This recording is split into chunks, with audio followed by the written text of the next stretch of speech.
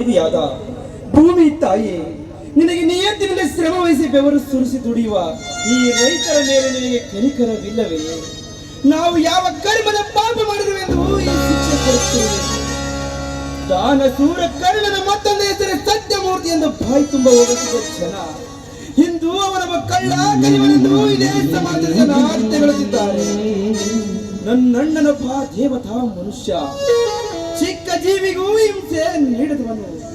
ಅಂತಾದರಲ್ಲಿ ವಾಮ ಮಾರ್ಗದಿಂದ ಯಾರ ಕೈಯಿಂದ ದುಡ್ಡು ತಂದಿಡಿಸಿ ಲಂಚದ ಆರೋಪವನ್ನು ನನ್ನ ಅಣ್ಣನ ತಲೆಗೆ ಕಟ್ಟಿ ನನ್ನ ಅಣ್ಣನನ್ನು ಈ ಊರಿನಿಂದಲೇ ಬಹಿಷ್ಕಾರ ಹಾಕಿಸಿರುವೆಯಲ್ಲ, ಇದು ನ್ಯಾಯವೇ ತಂದೆ?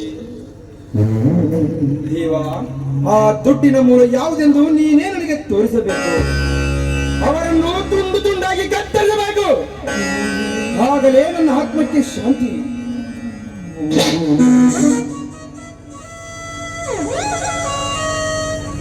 ಸ್ವಾಮಿ ನೋಡಿ, ನನ್ನಿಂದ ಯಾಕೆ ನನ್ನ ಬಲಗಡೆ ಆಡ್ತಾ ಇದೆ.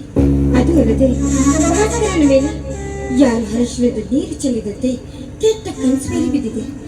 ಒಂದೇ ಒಂದು ಬಾರಿ ಹೋಗಿ ಅವನನ್ನು ನೋಡಿ ಮಾತನಾಡಿಸ್ಕೊಂಡು ಬರೋಣವೇನು? ಬೇಡ ಸುವರ್ಣ, ಈ ಊರಿನಲ್ಲಿ ಯಾರೇ ಆದರೂ ಒಂದು ಸಲ ತೀರ್ಪು ಕೊಟ್ಟರೆ ಮುಗಿಯಿತು.